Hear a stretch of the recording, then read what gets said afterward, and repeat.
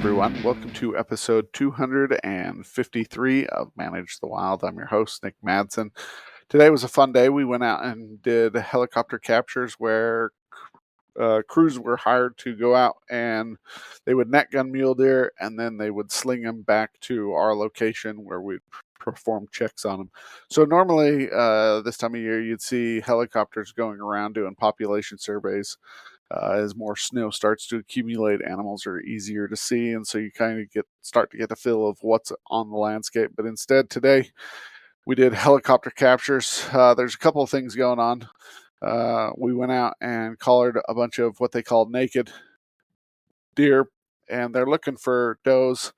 They were also catching a few fawns, putting some collars on them, and the collars are GPS collars, and it just helps you track the animal to give you data about location, what type of habitat they're using, their different migration routes, and just an overall better understanding. And then the ones with the collars, you can catch multiple years in a row, and you can start to monitor how that deer is doing.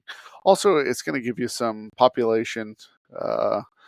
different population data on like survival trends or whatnot. So as they go into winter and they start to die off and you have all these animals collared, it starts to give you a better understanding of how your population's doing coming out. We did some health assessments. We did overall body measurements, body weight. We start checking the animal over. How are they looking with their parasite loads, ticks, and whatnot, and start looking into the fat data. And the fat data is the one that we're kind of interested in. It helps us understand how these animals are going into winter right now and what they're going to look like in March when they're recaptured again, give us a better understanding of what they're looking at. There was some deer that were super fat, 24 millimeters of fat, which is really fat, and then others where you're talking like 5 or 6. And so I was talking to the different biologists about the things that we were looking at. And I was kind of always under the impression if you have a deer, a mule deer that has 8 millimeters of fat, that's fairly decent going into the winter. Obviously, you want to be above 10, 12. The fatter the deer is, the better it's going to go through winter. But the one thing that the biologist said that I'd never really thought of before is not all 8 millimeters of fat are equal. If you have a doe that is 8 millimeters of fat that is still lactating, then that's a pretty healthy doe because some of that nutrients is going to the lactation versus a mule deer that is just 8 millimeters of fat and it's not lactating. Obviously, you're going to have an animal that's less healthy. If it's not lactating, it means it doesn't have a fawn and it isn't providing nutrients for something else. And so there's something else going on with that mule deer. Whether it's got some disease or something, or it's been in bad habitat conditions, or it was an overall smaller deer and it's just taking time to catch up. There's a whole lot of things that we can start looking into with the GPS collars allowing us to track this animal if it survives winter for multiple years. People often get frustrated that we use helicopters this time of year. You're saying not to stress the deer, be it you're flying in doing helicopter captures.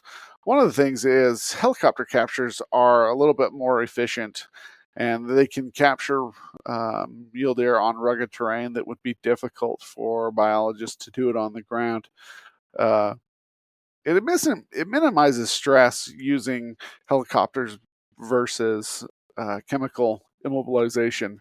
Chemicals can often be very harmful to mule deer.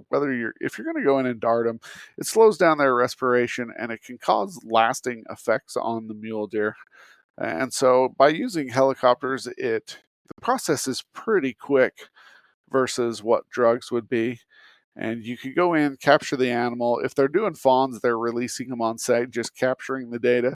But if they are slinging them back to the areas that we're doing our assessments, the overall process isn't more than about 15 minutes.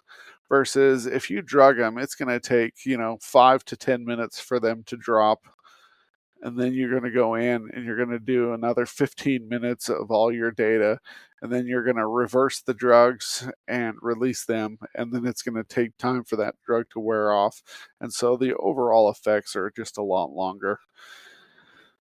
Also, it allows for a lot of flexibility depending on what data you're looking for during these captures. You can go in and you can fly biologists in, you can do them in the location, or if you know that everything's going to be fairly close, you can sling them back. And so there's quite a bit of flexibility doing helicopter captures. Also, the effects, we're only affecting a few deer versus if you were out there on snowmobiles just racing around the train, you're going to be pushing these deer all over the place, affecting multiple deer. And so we're just going in chasing a very few select animals. It is important though that they capture, and these companies that are hired are very professional. But it is important to go in and capture an animal as quickly as possible to reduce the different effects, because there are some negative effects of doing captures. But overall, today was a pretty quick day. We got done at the one site. We were moving to the next location when the helicopter had an oil leak, and so we ended up having to cancel. They'll pick up tomorrow and continue doing captures tomorrow. But it was overall a fun day. So hope you guys have a great day. Stay wild.